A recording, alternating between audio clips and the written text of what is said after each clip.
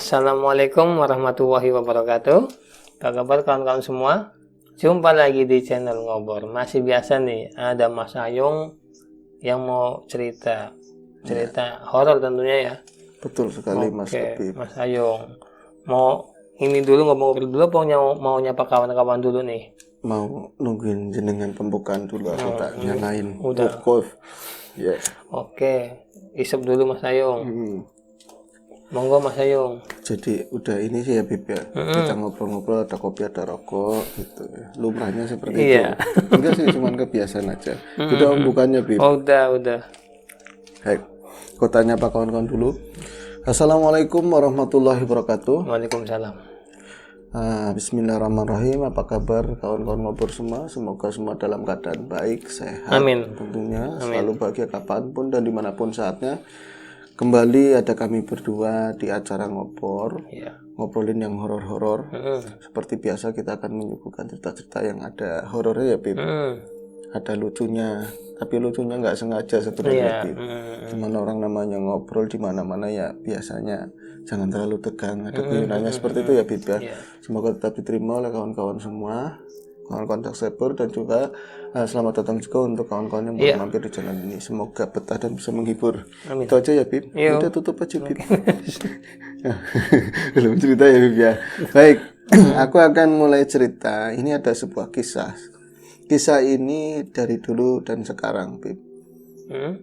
Jadi masih berkesinambungan. Bahasanya ya di zaman waktu baru ya. Berkesinambungan artinya apa?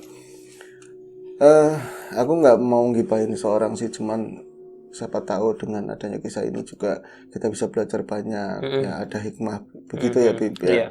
Jadi tempatku orang-orang biasa menyebut Tumaritis begitu ya. Kampung Tumaritis itu bukan nama sebenarnya itu ya Bib. Bukan nama asli, tapi karena memang ya tadi banyak menyimpan misteri katanya ya.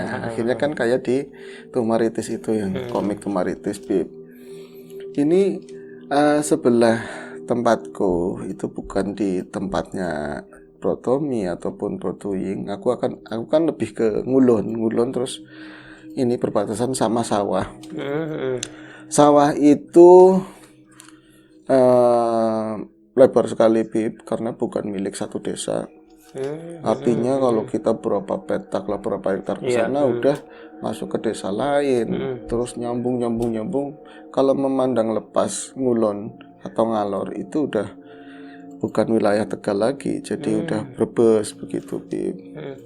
Udah wilayah Kabupaten Brebes. Itu yang kelihatan jalan tolnya itu ya? Betul, jalan tol itu sebagian masuk ke Kabupaten Tegal dan kesananya udah Kabupaten Brebes. Nah ini kita nggak mau nyeritain tolnya kayak apa itu tol, nggak penting Bib. Dan itu tol baru sebenarnya. Tapi ada sebuah sering aku memperhatikan seseorang begitu ya, dan jadi pertanyaan untuk orang-orang tua di sana yang aku percaya gitu. Itu siapa sih sebenarnya kok begitu banget kayak gitu loh. Kok segitunya orang ada di sawah gitu. Jadi taruhlah namanya Tarmidi. Bapak Tarmidi. Aku ngomong Pak Tarmidi, nyatanya dia memang bawa bapak. Tapi mau dipanggil bapak, ternyata dia belum punya anak. Jangankan punya anak, menikah aja belum Bib. Kalau umurannya mungkin udah mau 70 tahun. Udah lumayan lanjut ya. Iya, kalau misalnya Mas Labib pas kebenaran main ke tempatku, terus memang ada beliau, ya itu ada kendaraannya begitu ya. Di pinggir kali kecil, nanti sawahnya itu di sudut, ada di Lancipan, blok Lancipan ini kebun-kebunnya. Kebunnya Bro Tommy yang luas itu Bib. Jadi pertanyaannya begini sama orang yang aku percaya. Taruhlah namanya Ki Sudrun ya, bukan Sudrun yang kemarin. Iya, beda lagi nih. Beda lagi. Ki, sebenarnya kayak siapa sih Ki? Sebenarnya itu siapa sih? Nah kamu memang nggak kenal?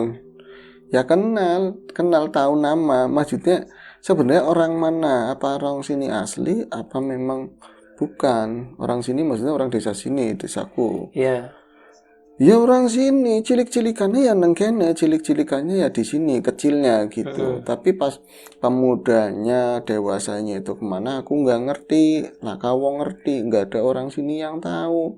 Tahu-tahu ya wis gede tua samono. Tahu-tahu udah gede tua segitu. Pulang kampung gitu. Pulang kampung, tah dia itu mayang itu nyari yang di laut itu ya. Iya, iya. Atau dia usaha di mana, tahu-tahu ya udah di segitu.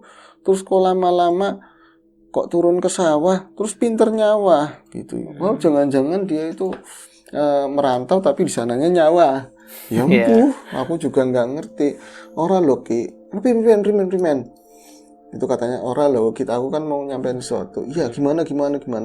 Buat memuluskan sebuah obrolan biasa. Iya. Set gitu kan. Ada beberapa rokok kretek yang ditawarkan ikut bungkusnya kan. Ngopi ki. Ngopi baik. Dari pagi ngopi, awan ngopi, siang ngopi, sore kon kamu nawarin ngopi. Mau nggak dibikinin? Ya ajak akeh. Jangan banyak-banyak, Bib. Ya orang sasetan ya segitu ya. Kalau kata Mau juga ini ya. tinggal ngomong iya jangel banget kan kayak gitu. Basa-basinya pinter ya. Iya basa-basinya. Kayak udah tekon, udah sampean, udah jenengan, orang udah tak tawarin ya udah bareng-bareng nih. Tapi aku masih ada udah buat situ aja. Alhamdulillah ya orang tua seusia aku, anak-anak udah pada mental semua, mental kayak kena tendang. Enggak, maksudnya anak-anak udah pada umah-umah semua, udah pada bojo, udah pada menikah semua. Saya tinggal sama istri, sama putu, sama ternak, pada ngirimin. Alhamdulillah anaknya pada bener gitu, Bib. Kalau udah ngopi, udut, udah ngerokok, wis kayak ngurus Gusti Allah, bahasanya seperti itu. Jadi udah enak banget, alhamdulillah. Orang kayak wong masuk nggak seperti orang lain yang tua-tua masih ketapakan, masih nyari-nyari mau usaha apa, anaknya masih nyebelin. Alhamdulillah. Ya terus ke pertanyaannya, siapa beliau? Siapa itu si Tarmidi itu?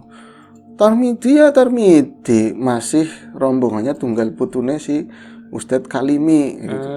Ustadz Kalimi, Ustadz yang galak banget itu, yang dulu galak banget. Lah iya gue itu Ustadz yang galak banget. Primen sih ada masalah apa kamu sama Tarmidi? Apa itu kalau misalnya naruh motor dia mau ke sawah, kamu lewat itu dipalangin, apa diomelin? Karena keluarganya dia itu jadi galak-galak banget, Bib. Jarang ada yang ademan gitu, galak-galak banget. Lagi cuman penasaran aja, soalnya gini, aku itu kan namanya pemuda ya, sering wirawiri, itu jalan trek satu-satunya kalau mau keluar. Ya belakang ada, tapi kan sempit, muter jauh gitu kalau ke kota.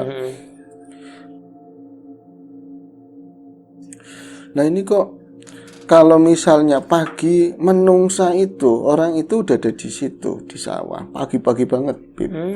Siang wayah beduk dia bikin gubuk bagus, Bib, gubuknya dari bambu, terus ada atap rumbia kayak gitu ya.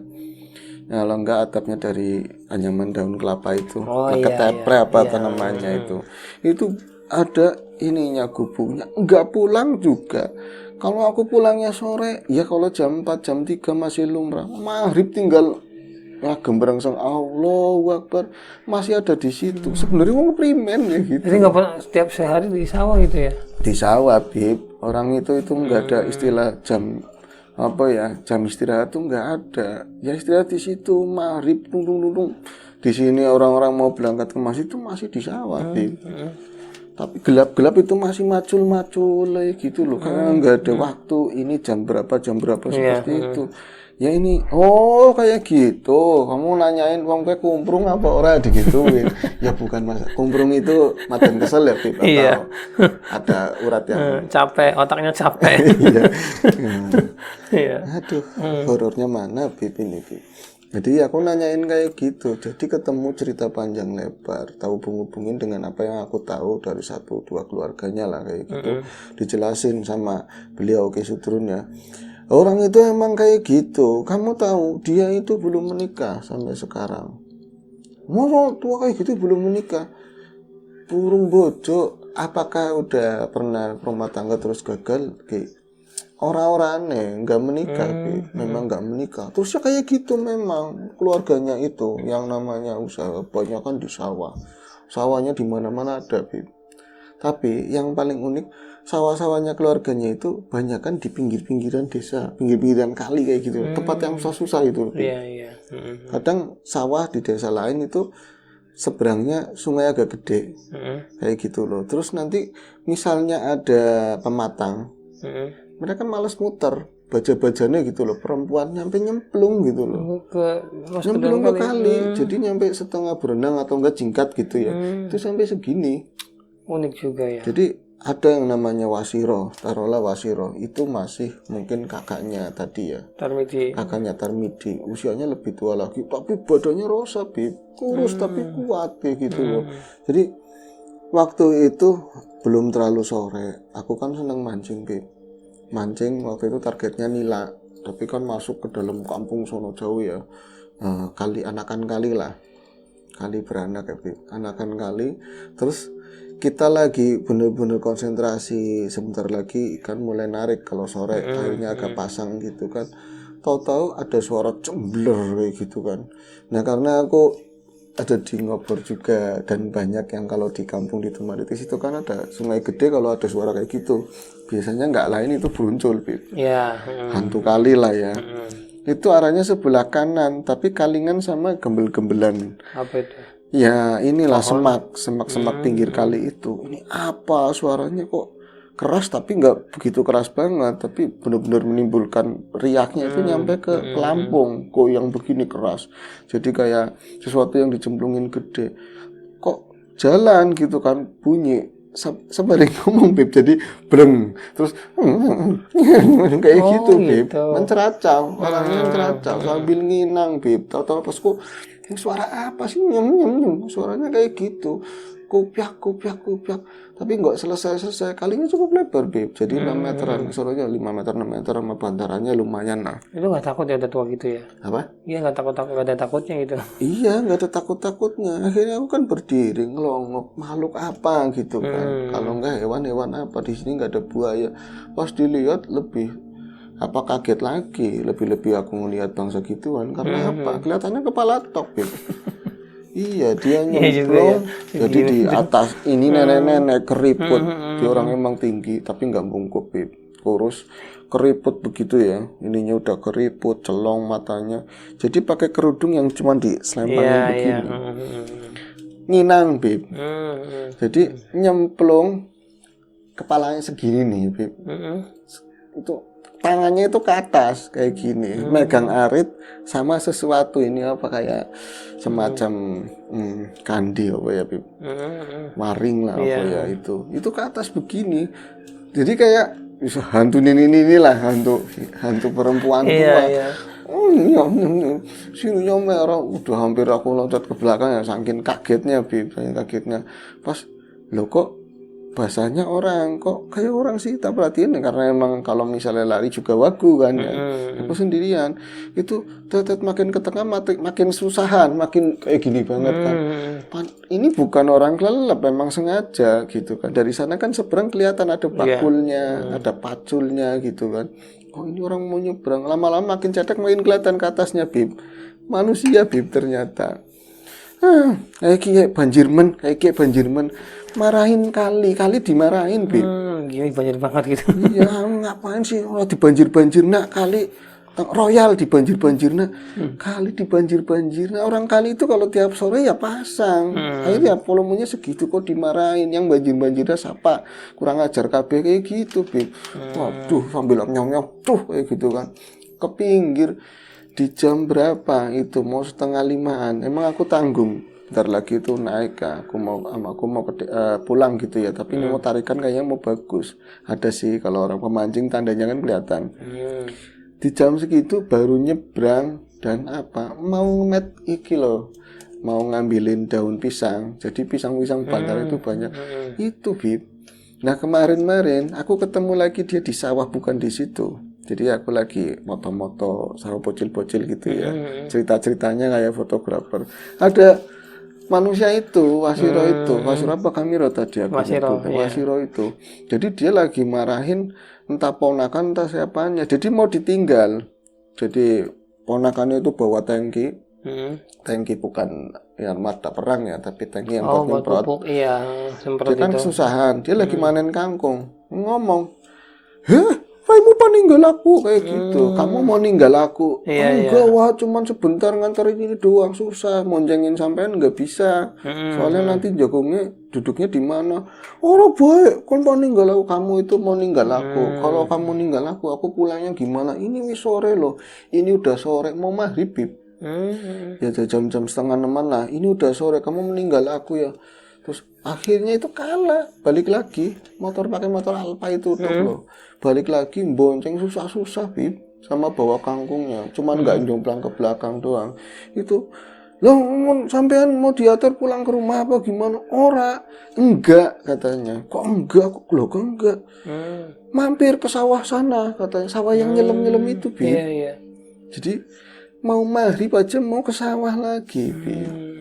Jadi itu Juga ya. setali 3 uang dengan tadi tarmiti mari masih di sawah, Bib. Kayak gitu loh.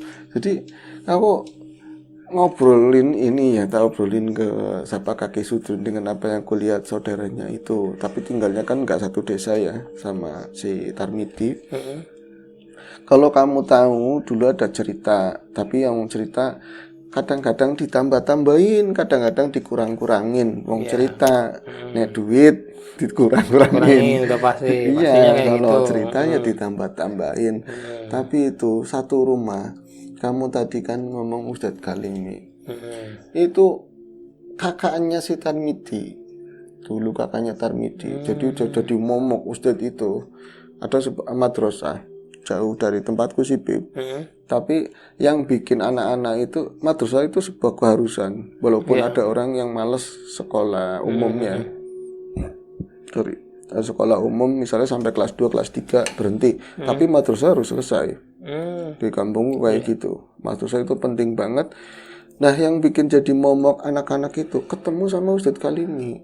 Anak-anak tempo dulu, Bib. Aku orang menangi. Aku nggak sampai melihat gitu ya.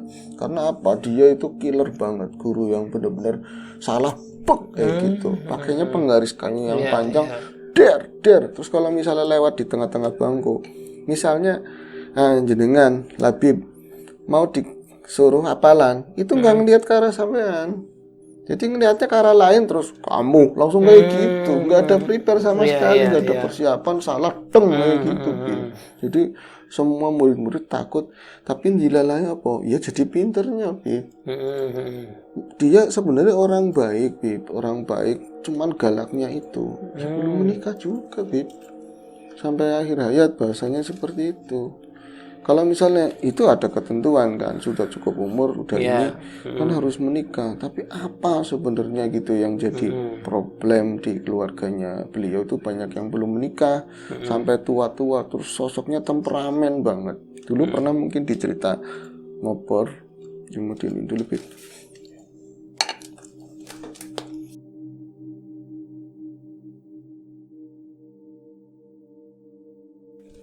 Oke, Mas Ayung, lanjut nih. Dulu mungkin pernah dicerita ngobrol, aku bawain cerita horor tentu ya, sama tadi batin beberapa temen yang waktu itu ikut ada di situasi itu, termasuk ini namanya Faizin.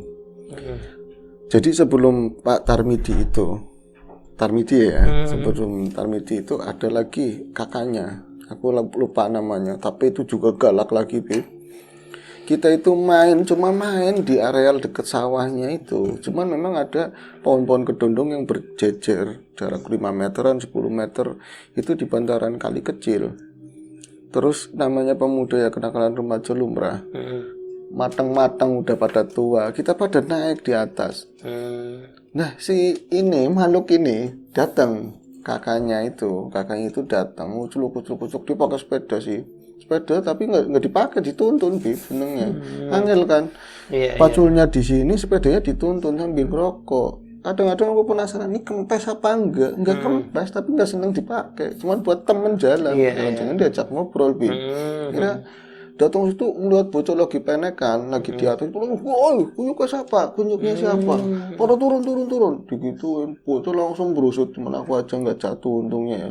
Nyebrang kali, tapi arahnya jangan dekat sama dia, langsung pada lari semua. Dulu kan kalau salah kita gak kayak anak sekarang, salah cengir gitu kan. Anak dulu salah sedikit udah takutnya luar biasa, Bib. Ini ada temen, karena dia itu kepalang di atas sendiri, itu nangkring masih di atas, dan si tadi kakaknya Tarmidi nggak ngeliat kalau masih ada satu di atas. Jadi dia sambil pakai arus begini, bang satu apa, anaknya siapa, gini-gini kan. Nah itu lucu, lihat temennya pada lari ke birit-birit nyemplung ke kali, di atas ketawa, Bib, ketawa cekikikan, saking lucunya kayak gitu kan. Iya ketahuan lebih bodohnya kayak gitu temanku itu. Akhirnya ayo mudun, suruh turun, Bib, suruh turun, kemplangi, papak dikemplangi di situ. Itu ada lagi itu masih saudaranya juga. Nah, konon kata Ki Sudun, kita embuh bener mbora, ini tak bener apa enggak namanya cerita ya. Kenapa hal seperti itu? Kamu tahu di desanya dia itu ada rumah yang ditinggalin Tarmidi sekarang. Dan juga ada kakak apa saudaranya lagi lah. Rumah itu rumah gede banget, Bib. Rumah tua. Jadi kalau misalnya ada beberapa rumah tua, tapi kalau dari penampakan, dari latarnya, dari bangunannya, itu bisa dibilang kayak salah satu cikal bakal lah, paling tua banget gitu. Warnanya sebenarnya putih, tapi udah beladu semua, waduh gompal-gompal lagi. Tapi apa? Semua penghuni rumah itu tertutup, Bib. Dan temperamen semua, modelnya kayak gitu. Yang pernah nempatin termasuk tadi Ustadz Kalimi, Wasiro salah satu keluarganya juga, Bib. Jadi aku pernah kata Ki Sudun, seseorang pernah masuk ke rumahnya itu karena memang ya wong namanya rumah dulu, lama-lama ya pengen pasang listrik juga. Beneran bocah itu bocah pinter, tukang listrik, Bib. Tukang listriknya itu bocah pinter, itu artinya pinter di dalam hal mistik lah, tahu gitu, matanya bisa ngeliat yang kayak gitu-gituan. Masuk ke sana, ini nggak usah disebut namanya ya, kamu pasti ngerti, tapi orangnya sekarang udah tua kayak gitu. Jadi masuk ke dalam sana, ini rumah itu dikiranya isinya macam-macam, Bib. Maksudnya udah kayak model sekarang atau apa, tapi bener isinya ya ranjang tua semua, model kuna semua gitu loh, Bib. Cuman itu nggak terlalu kaget buat si tukang listrik itu. Ini cuma pengen dihitung berapa titik nanti sekiranya kalau dipasang tuh gimana, gentengnya kayak apa. Dari struktur bangunannya rosa banget katanya.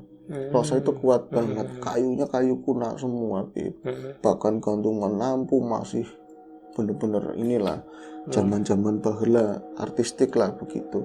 Tapi emang gelap, sintruk. Di rumah itu gelap banget dan anyep banget gitu loh. Tapi ada yang satu yang menarik, ketika dia itu lagi nengok-nengok, ini sesuatu itu ada yang selalu memantau pergerakannya si tadi tukang listrik, sebut saja namanya Agus lah. Pak Agus dulu lagi muda. Pak Agus itu ke ruang tengah selalu arahnya dari belakang. Di belakang itu ada yang ngikutin, Bib, tapi nggak tahu siapa. Padahal matanya dia bisa lihat. Tapi di perabot di batin nggak nyampe, katanya bukan levelnya. Itu. Jadi tinggi, Bib. Kelasnya udah tinggi. Walaupun kalau orang lihat di batin kan, walaupun arahnya belakang tahu modelnya kayak gini gitu. Tapi levelnya di atasnya itulah. Bisa ditembus itu ya. Nggak bisa ditembus. Tapi memang ada yang perhatiin dan bukan orang. Karena apa? Yang punya rumah waktu itu emang di luar. Katanya mau bikin wedangan. Jadi dia masuk itu udah di dalamnya gelap, ada pendar cahaya dari luar, pas pintu yang depan dibuka doang. Itu masuk ke ruang tengah sampai hordengnya dia inisiatif, bukan punyanya dia sendiri, tapi biar dapat cahaya itu dicantelin ke kastok gitu ya. Supaya dapat sinar. Itu ada yang ngikutin. Ya itu yang bukan satu katanya, banyak katanya, tapi energinya tuh gede-gede banget katanya di situ. Nah, masuk semakin ke dalam makin dalam sambil ngitungin ini titik berapa titik, ada sompangannya, Bib. Iya, di belakang. Iya, ada di rumah yang terbuka. Nah, di situ dia melihat entah itu pandangannya benar atau enggak, katanya itu ada kayak makam, semacam makam kayak gitu, Bib. Di dalam rumah? Di dalam rumah. Tapi kalau dilihat pandangan biasa itu biasa. Tapi kalau lagi dia itu ya namanya ke distract sama ini hawa-hawa yang lain, itu kelihatannya makam. Kelihatan banyak makam di situ loh. Bahkan akhirnya dia nggak betah banget kalau nahan energi itu kan mau muntah terus mau muntah, yang penting ya ini beberapa titik udah aku mau keluar langsung.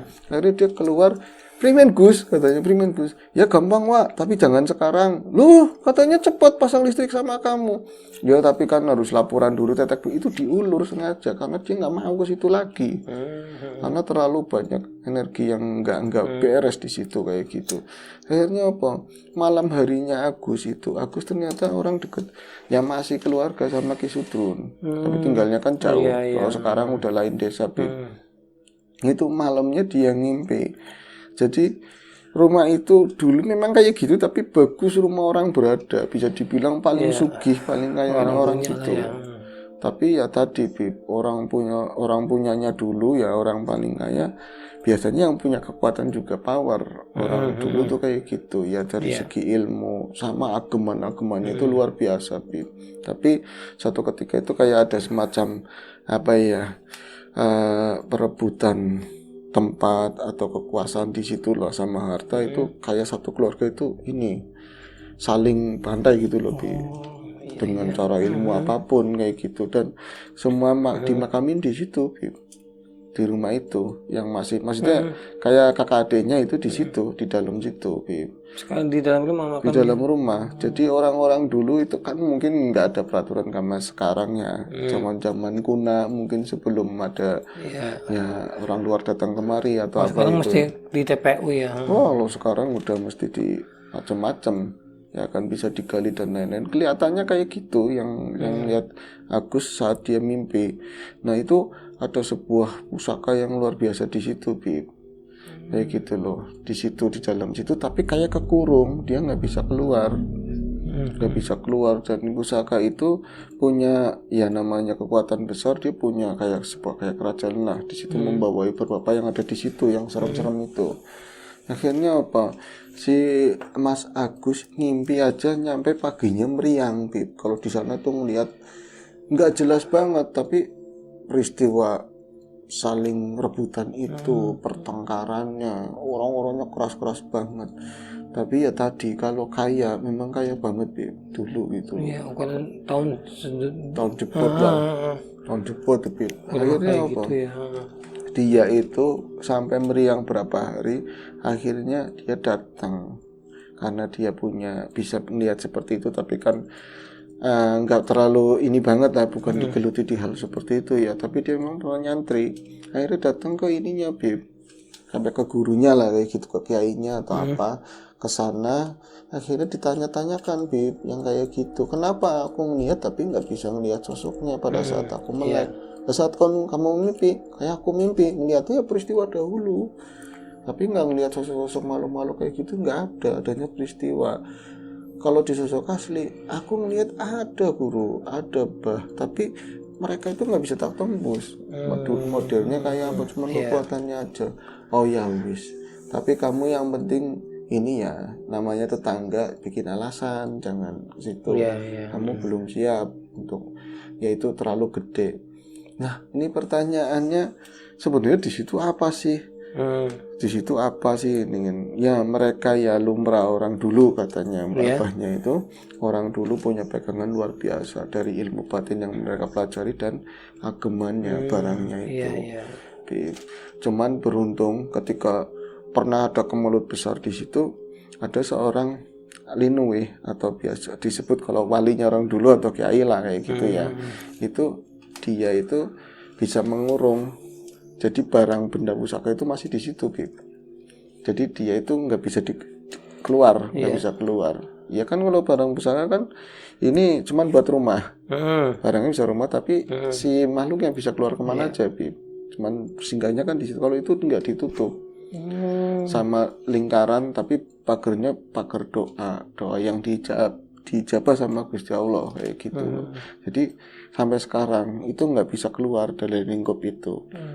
Oh pantesan, berarti barangnya luar biasa. Ya kayak gitu, yang saya lihat kayak gitu. Itu ceritanya Ki Sudrun, Bib.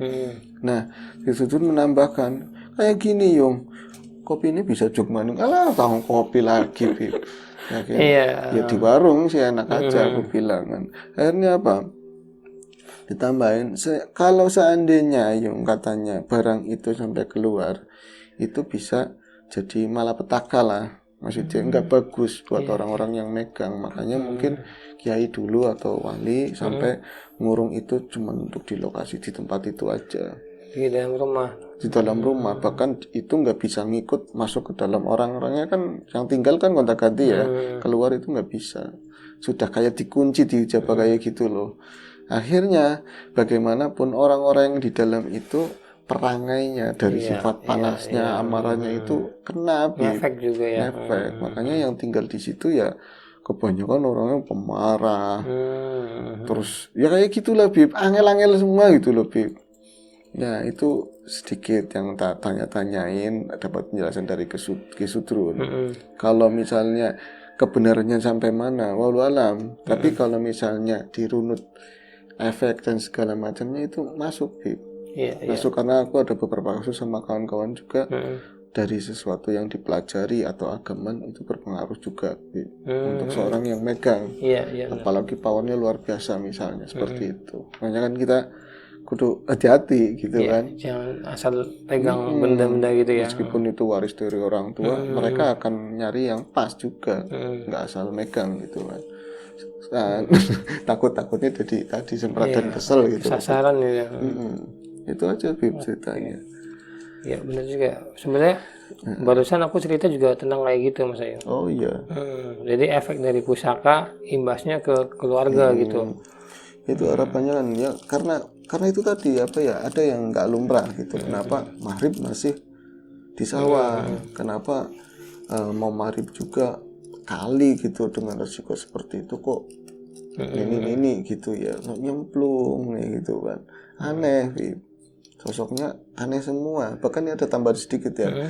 Om Taswid teman kita ya, teman kita itu aki-aki, dia punya sawah. Sekarang kan lagi rame bawang merah lagi mahal banget kan. Itu dia itu kayak semacam dibilang pikun ya enggak, entah ke sawah lagi enak banget metikin mangganya ininya cabenya Taswid. Ya dia kan orang selau ya. Wah ini mangrenya dipetiki, dia sambil di ini galengannya enak ke atas begini kan, metikin sambil nyam-nyam kayak gitu kan. Cuman ngelinguk doang Bib, nggak ngerasa maksudnya ini bukan cabenya gitu loh. Nggak bersalah gitu.